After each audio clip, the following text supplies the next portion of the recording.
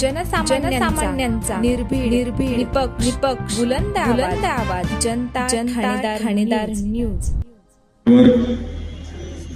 ज्यांच्या मार्गदर्शनाखाली आपण ही निवडणूक खऱ्या अर्थाने लढलो आणि जिंकलो ते आदरणीय बाळासाहेब थोरात साहेब, त्याचबरोबर डॉक्टर सुधीरजी तांबे, दुर्गाताई तांबे, विश्वासराव मुर्तडक, दिलीपराव पुंड, कैलास शेठ लोणारी आणि या शहराच्या नवनिर्वाचित नगराध्यक्षा डॉक्टर मैथिली तांबे आणि उपस्थित सगळेच बंधू भगिनी, आपण सर्व व्यासपीठावरील सर्व नगरसेवक नगरसेविका, आपल्या सगळ्यांचं मी सर्वात प्रथम खूप खूप मनापासून आभार मानतो की अत्यंत मोठी अशी संधी या संगमनेर नगरपालिकेच्या निवडणुकीच्या माध्यमातून आपण सगळ्यांनी आम्हाला दिलेली आहे। आताच राजेश भाऊ मालपानी, मनीष भाऊ मालपानी, गिरीश भाऊ मालपानी हे सर्वजण या ठिकाणी पाठिंबा देण्यासाठी या कामामध्ये पुढाकार कसा घेता येईल यासाठी ते या ठिकाणी आज उपस्थित आहे।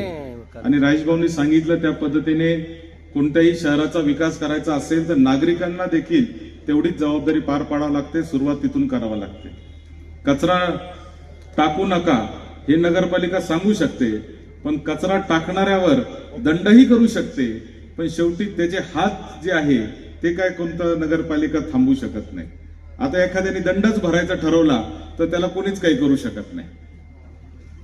त्यामुळं निश्चितपणे नगरपालिकेच्या माध्यमातून संगमनेर 2.0चं आपण एक विजन दाखवलं।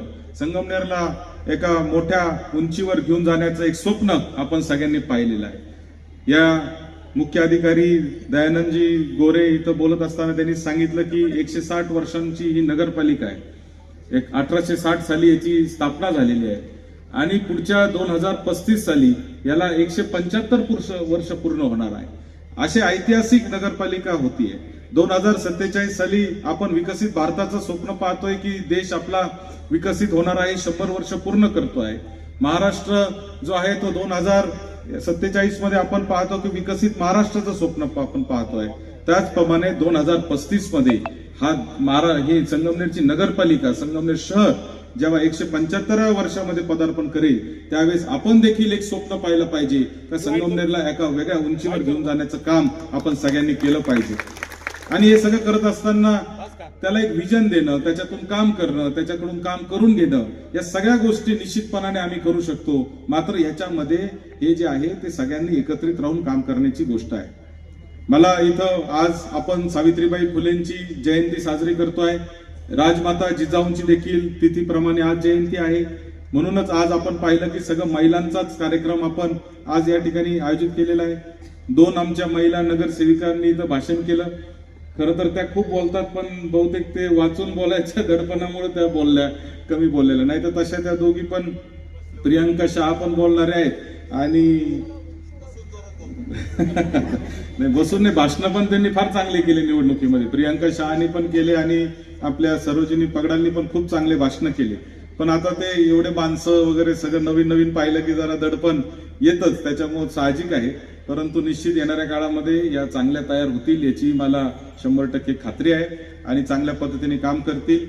खरं तर संगमनेर नगरपालिकेचं एक आपल्या समोर विजन आम्ही ज्यावेळेस ठेवलं त्यावेळेस हा जो जाहीरनामा आपण तयार केला हा जनतेच्या चर्चेतून, जनतेने जे जे प्रश्न सांगितले त्याच्यातून खऱ्या अर्थाने तयार झालेला हा संगमनेर 2.0चा जाहीरनामा आहे। त्याच्यातले पहिल्या 100 दिवसात काय काम करणार त्या कामाची सुरुवात देखील आपण निश्चितपणाने केलेली आहे आणि पुढच्या 100 दिवसांनंतर त्याचा प्रगती पुस्तक आणि त्याचा लेखाजोखा देखील आम्ही तुमच्या समोर ठेवणार आहे का या 100 दिवसात आम्ही काय काय काम केलेलं आहे। एवढंच नाही तर आज या ठिकाणी मुंबईवरून खास राजेश भाऊ प्रजा फाउंडेशन म्हणून एक NGO आहे जे मुंबई महानगरपालिकेच्या सगळ्या नगरसेवकांचं कामाचं मूल्यमापन करत असतात की ते कशा पद्धतीने काम करतात। आजच आपण संगमनेर नगरपालिकेचा आणि प्रजा फाउंडेशनचा MOU साईन करतो आहे आणि संगमनेरच्या नगरसेवकांचं देखील मूल्यमापन कामाचं होणार आहे आणि दर 1 वर्षाला त्या नगरसेवकांचं प्रगती पुस्तक तुमच्या घरपोच करण्याचं काम आम्ही करणार आहे का त्या नगरसेवकांनी काय काम केलं आणि काय काम करू शकले नाही किंवा काय अजून चांगल्या पद्धतीने ते करू शकतात, अशा पद्धतीचं एक प्रगती पुस्तक देखील आपण करणार आहे। कारण शेवटी आपल्याला परमपूज्य डॉक्टर बाबासाहेब आंबेडकरांनी संविधान दिलं हे संविधान देत असताना आपल्याला एक मतदानाचा अधिकार दिला. या मतदानाचा अधिकार म्हणजे खऱ्या अर्थाने तुम्ही निवडून दिलेल्या लोकप्रतिनिधीचं काम कसं चाललेलं आहे हे समजण्याचा तुमचा अधिकार आहे. एकदा मतदान केल्यानंतर 5 वर्षांनी जर तो भेटणार असेल तर अशा पद्धतीचं काम खरं तर लोकशाहीला अभिप्रेत नाहीये. लोकांसाठी लोकांनी चालवलेलं राज्य म्हणून आपण लोकशाहीकडे पाहत असतो. ही लोकशाही आपल्याला अत्यंत मोठ्या संघर्षातून मिळालेली आहे. आज या महिलांचा दिन आपण साजरा करतोय. सगळ्या महिला मोठ्या संख्येने इथं उपस्थित आहेत. सावित्रीबाई फुलेंची जयंती आहे. पहिली महिलांची शाळा सावित्रीबाईंनी चालू केली आणि त्यांना साथ दिली ती फातिमा शेख. त्यांचा देखील आज आपण मुद्दाम या ठिकाणी फोटो ठेवलेला आहे. कारण सावित्रीबाई फुले एकट्या नव्हत्या, त्याच्याबरोबर फातिमा शेख होत्या की ज्यांनी खऱ्या अर्थाने सावित्रीबाईंना सावित्रीबाई केलं होतं. आणि म्हणून त्यांना देखील आज आपण अभिवादन करत असताना मला एक गोष्टीचं आपल्या सगळ्यांना विनम्रपणे सांगायचंय की ज्या पद्धतीचे प्रत्येक नागरिकाचे अधिकार असतात त्याच प्रमाणे प्रत्येक नागरिकाचे काही कर्तव्य पण असतात.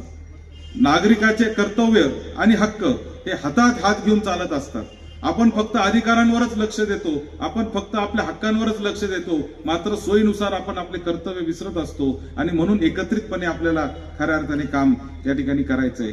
संगमनेर नगरपालिकेमध्ये आपण जे होणार, परवा इथं कोणीतरी भाषणामध्ये एका लोकप्रतिनिधींनी सांगितलं 150 कोटीचं बजेट नगरपालिकेचं आहे, 150 कोटी रुपयामध्ये रस्ते तयार होतात आणि रस्त्याची क्वालिटी काय. अशा पद्धतीचं भाषण कोणीतरी निवडणुकीच्या काळामध्ये केलं. अर्धवट अभ्यासातून केलेलं भाषण आहे. संगमनेर नगरपालिकेचं बजेट जे आहे म्हणजे स्वतःचं उत्पन्न हे फक्त 15 कोटी रुपयाचं आहे. फक्त 15 कोटी रुपये उत्पन्न संगमनेर नगरपालिकेला जे मिळतं ते फक्त घरपट्टी, पाणीपट्टी, विविध प्रकारचे टॅक्सेस आणि त्याचबरोबर ते दंड किंवा हे गाडे आपण जे दिले त्याच्यात येणारं भाडं, ते तुम्हाला जन्म मृत्यूचे दाखले काय 50-100 रुपये ते भरावं लागतात, ते एवढंच फक्त संगमनेर नगरपालिकेला 15 कोटीचं उत्पन्न आहे. जेव्हा की खर्च हा संगमनेर नगरपालिकेचा 165 कोटी रुपयाचा आहे.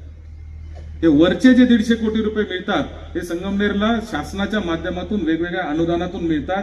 आणि म्हणून नगरपालिकेचा कारभार हा 100% शासनाच्या भरोशावर खऱ्या अर्थाने चालू आहे. इथल्या पगाराला सरकार पैसे देतं, इथल्या रस्त्यांना सरकार पैसे देतं, इथल्या प्रत्येक छोट्या मोठ्या कामासाठी सरकार पैसे देत असतं. आणि म्हणून निश्चितपणे संगमनेर नगरपालिकेच्या समोर एक आपल्याला मॉडेल उभं करायचंय का आपलं उत्पन्न कसं वाढलं पाहिजे आणि सरकारवरचं आपलं डिपेंडन्सी जे आहे, सरकारवरचं जे आपण अवलंबून आहोत ते कमी कसं करता येईल, आपलं स्वतःचं उत्पन्न कसं वाढवता येईल, तरच खऱ्या अर्थाने आपण नागरिकांची कामं करू शकणार आहे. या ठिकाणी मला आपल्याला या निमित्ताने हे पण सांगायचंय की आम्ही प्रभाग समित्या तयार करणार आहे. प्रत्येक प्रभागामध्ये येऊन तिथल्या खर्चाचं नियोजन कशा पद्धतीने होणार आहे त्याचं देखील एक नियोजन आपण करणार आहे. नागरिकांशी चर्चा करूनच या ठिकाणी कामं होणार आहे. अशा पद्धतीचं एक वेगळं मॉडेल संगमनेर नगरपालिकेचं निश्चितपणाने येणाऱ्या काळामध्ये आपण उभं करणार आहे. संगमनेर नगरपालिका ही महाराष्ट्रातली एक आदर्शवत अशी नगरपालिका असेल अशा पद्धतीचं काम येणाऱ्या काळामध्ये निश्चितपणाने आपण करणार आहे.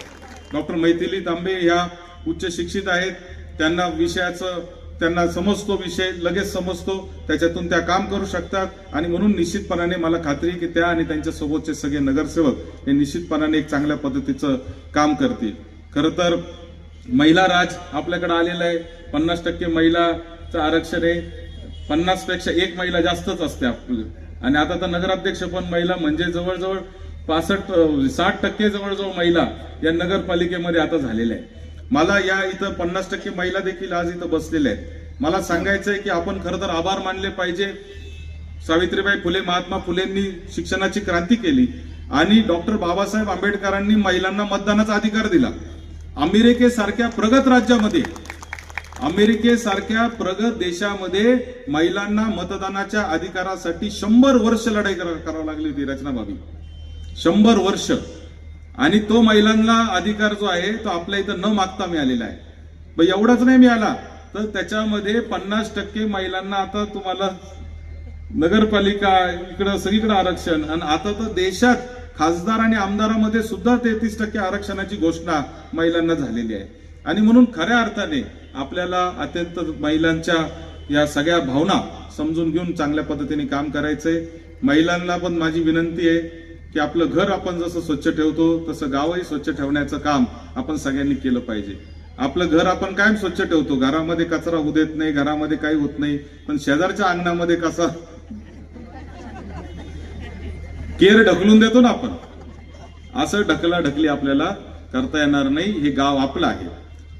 आपल्याला काही कठोर निर्णय घ्यावे लागतील, गावाला शिस्त लावावं लागेल. गावामध्ये ज्या काही बेशिस्त गोष्टी आहेत त्याच्यामध्ये पण आपल्याला त्याच्यावर आळा आणावं लागेल. आपण आज पाहतो की आपल्या गावामध्ये पार्किंगची फार मोठी समस्या निर्माण झालेली आहे. आज रस्त्यावर कोणी पण कुठेही कशा पद्धतीने त्या ठिकाणी गाड्या लावतंय, उभं राहतंय. आम्ही पार्किंगची व्यवस्था केली. 3-4 ठिकाणी आता पॅन्ट पार्क केले. पॅन्ट पार्क मध्ये लोक जाऊन गाड्या लावतात आणि पैसेच भरत नाही. मग नगरपालिकेने त्यांना नोटीस पाठवली की तुम्ही रोज गाड्या लावतात, पैसे भरत नाही. आता त्यांनी लगेच नगरपालिकेत ती नोट कमी करावं लागतील असे माझ्याकडे काल एक अर्ज आला होता. मी सांगितलं स्पष्टपणे की त्याच्यामध्ये काही करू शकणार नाही. जो काय निर्णय आहे शेवटी तो आपल्याला पाळावा लागेल. जो नियम आहे तो आपल्याला पाळावा लागेल. त्याला पर्याय नाही. कारण आपण रस्त्यावर जर गाड्या लावल्या तर त्याची गैरसोय नागरिकांना होत असते. अशा सगळ्या छोट्या मोठ्या ज्या गोष्टी आहेत त्याच्यावर आपल्याला काम करावं लागणार आहे. आणि हे सगळं करताना एकच गोष्ट लक्षात आपण ठेवली पाहिजे का हे सगळं काय करतोय हे फक्त आणि फक्त संगमनेरकरांच्या नागरिकांच्या हिताचं करतोय. याच्यामध्ये आमचा कोणताही वैयक्तिक स्वार्थ नाही, वैयक्तिक फायदा नाही, वैयक्तिक कुठल्याही पद्धतीचा अजेंडा नाही. जे काय करायचंय ते नागरिकांसाठी करायचंय. ज्या ज्या गोष्टी करायच्या ते संगमनेरला उत्तम शहर करण्यासाठी करायचंय. ज्या आपण जाहीरनाम्यामध्ये गोष्टी सांगितल्या त्या देखील संगमनेरला उत्तम शहर करण्याच्या दृष्टीने आपल्याला करायचंय. या सगळ्यामध्ये आपली साथ ही मोठ्या प्रमाणावर आम्हाला खऱ्या अर्थाने लागणार आहे. आपण सगळ्यांनी जर चांगल्या पद्धतीची साथ दिली तर निश्चितपणाने मला खात्री आहे की संगमनेरला आपण एक आदर्शवत शहर असं शहर करू शकतो. नगरपालिकेचे क्षेत्रीय कार्यालय आपण चालू करतोय. उपनगरामध्ये एक कार्यालय चालू करणार आहे. त्याचबरोबर दोन्ही उपनगरांमध्ये म्हणजे दिल्ली नाका परिसरात एक आपण करणार आहे. गणेशनगर जनतानगर परिसरामध्ये एक आपण करणार आहे. जेणेकरून नागरिकांना नगरपालिकेमध्ये यावाच लागलं नाही पाहिजे अशा पद्धतीची एक व्यवस्था ही येणाऱ्या काळामध्ये आपण करणार आहे. जेणेकरून नगरपालिकेमध्ये हेलपाटे मारण्याची देखील गरज या ठिकाणी पडणार नाही. मला या निमित्ताने सगळ्या प्रशासनाला देखील सांगायचंय आणि आज पहिलाच दिवस आहे. पहिल्याच दिवशी मला नगरपालिकेच्या प्रशासनाला अगदी साफसफाई करणाऱ्या कर्मचाऱ्यापासून ते मुख्य अधिकाऱ्यांपर्यंत सगळ्यांना सांगायचंय की यातले अनेक अधिकारी असे तुम्ही आता पाहिलं असेल की गेले 4 वर्ष खरं तर प्रशासक होतं, त्याच्यामुळे त्यांना लोक सुद्धा माहित नाही अशी परिस्थिती आहे. म्हणजे एक आता अधिकारी सत्कार करायला आले आणि तेच डॉक्टर सुधीर तांबे कुठे पाहत होते. म्हणजे अशी परिस्थिती अधिकाऱ्यांची आणि प्रशासनाची आहे. त्याच्यामुळे मला तुम्हाला आजच सांगायचंय की हे नगरपालिका हे संगमनेर शहर हे अतिशय सरळ नाकाने चालणारं शहर आहे. याच्यामध्ये कुठल्याही पद्धतीच्या नागरिकाला त्रास होता कामा नये, कुठल्या पद्धतीची गडबड भ्रष्टाचार होता कामा नये.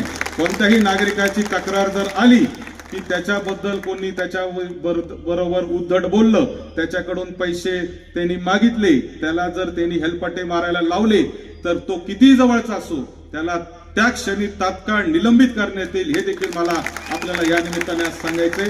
कारण हे काय आता ज्यांना माझा स्वभाव माहिती त्यांना सगळ्यांना माहिती आहे. जिथपर्यंत शक्य आहे तिथपर्यंत प्रेमाने, पण जर जमलं नाही तर मात्र नियमाने अशा पद्धतीने सगळं काम या ठिकाणी होईल. सगळ्या नागरिकांना देखील मला सांगायचंय इतकं मोठं यश तुम्ही खऱ्या अर्थाने आज थोरात साहेबांना आणि आम्हाला दिलेलं आहे. 70% मतं घेऊन नगराध्यक्ष निवडून महाराष्ट्रात एकही आलेला नाहीये हे देखील मला आपल्याला या निमित्ताने सांगायचंय. त्यामुळे प्रत्येक जण ह्यातला विजयाचा शिल्पकार आहे. अनेक तर या निवडणुकीतल्या विजयाचे शिल्पकार आज आलेले सुद्धा नाहीयेत आणि अनेक शिल्पकार असे तर कुठेतरी कोपऱ्यात मागे बसले असतील. त्यांनी कधी व्यासपीठावर बसावं या अपेक्षेने मतदान आणि मतदानामध्ये मदत केलेली नाही. त्यांनी फक्त एकच विचार काम करताना केलं की ही नगरपालिका चांगल्या लोकांच्या हातात असली पाहिजे या मताने खऱ्या अर्थाने या लोकांनी काम केलं.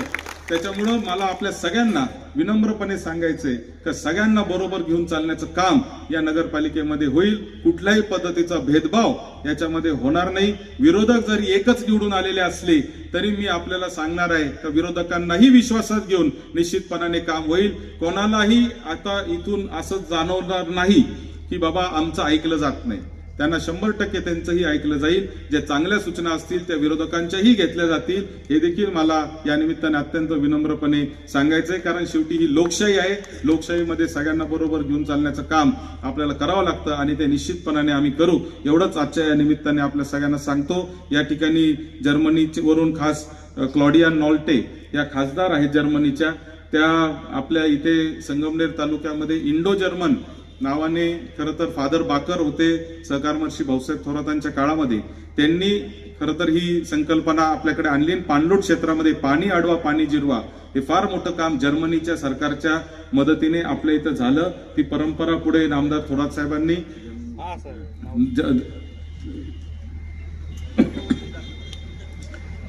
त्याच्यानंतर या ठिकाणी नामदार साहेबांनी ती परंपरा पुढे चालवली. डॉक्टर साहेब त्या ट्रस्टचे अध्यक्ष पण होते, दुर्गाताई पण होत्या. आणि जर्मनी आणि भारत सरकारने मिळून आपल्याकडे पाणलोट क्षेत्रात खूप मोठं काम केलेलं आहे. त्या कामाच्या प्रतिनिधी म्हणून खरं तर त्या योगायोगाने आज आपल्या इथं आलेले आहेत. त्यामुळे त्यांचं देखील मी या निमित्ताने स्वागत करतो.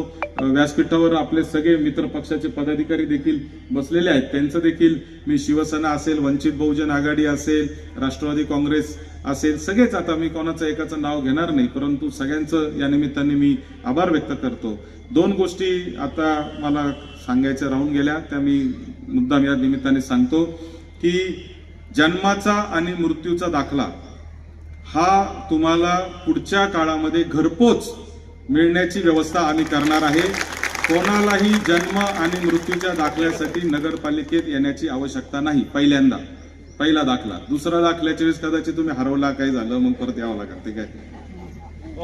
पण पहिला जन्माचा आणि मृत्यूचा दाखला हा तुम्हाला घरपोच येण्याची व्यवस्था ती करणार, नगरपालिकेची ती करणार आहे. शास्तीच्या बाबतीमध्ये देखील मला आपल्याला सांगायचं आहे की अत्यंत मोठा पाठपुरावा करून जे दंड व्याज 2% महिन्याला आपण लावत होतो महाराष्ट्र शासन, ते महाराष्ट्र शासनाने त्याची एक स्कीम आणलेली आहे. त्याच्यामध्ये ते दंड व्याज जे आहे ते माफ करण्यात आलेलं आहे. त्याचं देखील भरणा चालू झालेला आहे. तरी ते देखील आपण तातडीने त्या योजनेचा लाभ घ्यावा, कारण ते देखील एक योजना कधी बंद होईल सांगता येत नाही. त्यामुळे लवकर जर पैसे आपण भरले तर निश्चितपणाने ते व्याज माफ होणार आहे. जे अनधिकृत बांधकामांवरची शास्ती आहे तिच्यासाठी देखील पाठपुरावा सरकारकडे आमचा चालू आहे. तो देखील प्रयत्न आपण करणार आहे की त्याला अधिकृत कसं करता येईल. जे आरक्षणाच्या क्षेत्रामधले जे घरं आहेत त्यांच्यासाठी देखील आपण पाठपुरावा चालू केलेला आहे. निश्चितपणाने एवढंच सांगतो का जाहीरनाम्यामध्ये जे जे सांगितलेलं आहे ते पूर्ण करण्याचा प्रामाणिक प्रयत्न येणाऱ्या काळामध्ये होईल. आणि वेळोवेळी ते काम कुठपर्यंत गेलं, कुठपर्यंत जातंय, कसं जातंय हे देखील लेखाजोखा तुमच्या समोर आम्ही मांडू, एवढं निश्चितपणाने तुम्हाला या निमित्ताने सांगतो आणि थांबतो. जय हिंद, जय महाराष्ट्र.